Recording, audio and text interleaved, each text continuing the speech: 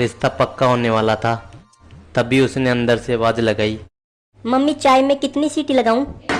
है रूप में इतना सादापन।